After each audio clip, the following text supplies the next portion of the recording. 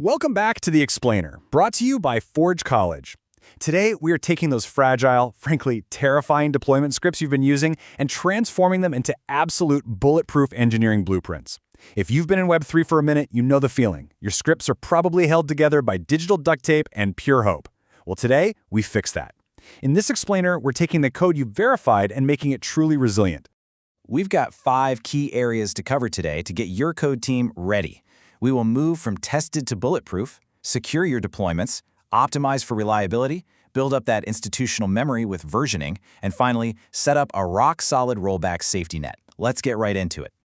Section 1. From tested to bulletproof, moving beyond basic validation.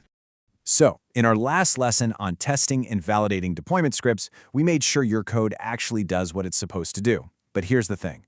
A working script isn't necessarily a safe script. Dropping raw unprotected code into a shared team repository, that's literally like handing someone the keys to heavy machinery without any emergency stops. If someone else runs it without your exact specific setup, things can break catastrophically. We absolutely need built-in safeguards so your deployment engine is actually maintainable and auditable. Moving to Section 2, Securing Your Deployments, Externalizing Secrets.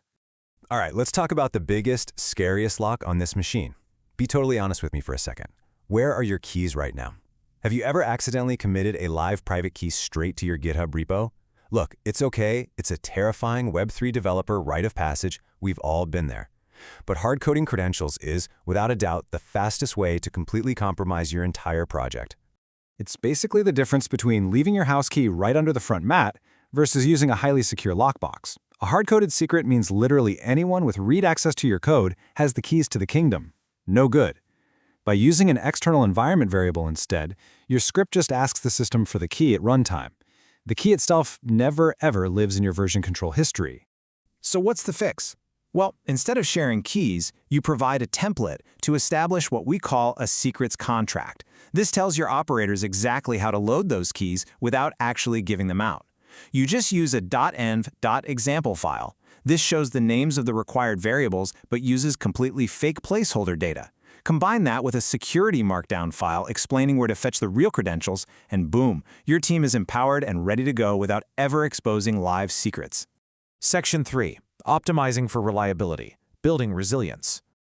Okay, our secrets are locked down tight. Now let's add some pressure valves for those inevitable Solana network hiccups. First up in our reliability toolkit, the dry run.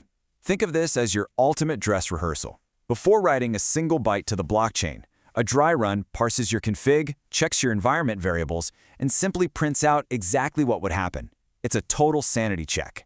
Next up, to build a system that actually survives the real world, you've got to use retries with exponential backoff.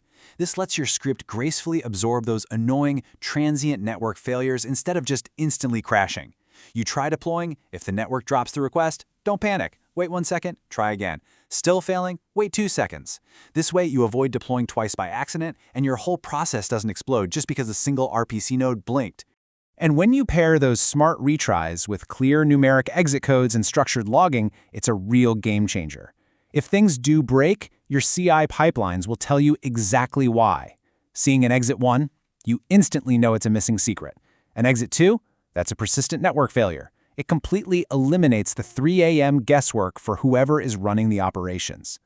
Section 4. Versioning and institutional memory, leaving a paper trail. Your script is mechanically robust now, but to make it truly team-ready, we need a paper trail. This is a huge concept we emphasize over at Forge College. Think of your deployment script as both code and an operational runbook. By building up institutional memory using semantic tags, anyone jumping into an incident at a moment's notice knows exactly what risk was reduced in, say, version 1.1.0. You also need to prove your repo is safe by mapping your success criteria straight to an executable check. Want to confirm those secrets are truly externalized? Inspect the .env example and ignored files. Need to verify your optimizations work? Just run that dry run flag. Having a simple, clear verification checklist makes all your safety claims fully testable by anyone on the team. Which brings us to Section 5, the rollback safety net, preparing for the worst. Look, even with the most meticulous prep in the world, deployments are sometimes going to fail.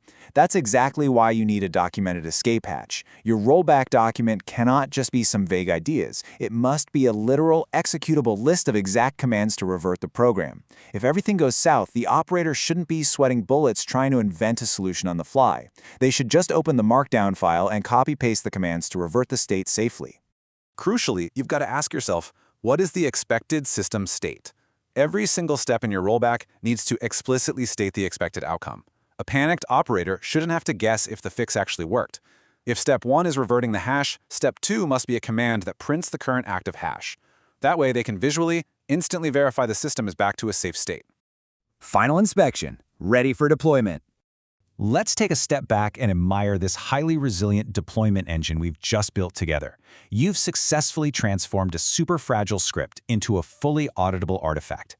You've got externalized secrets, resilient network calls using exponential backoff, clear version tags, and executable rollbacks ready for any emergency.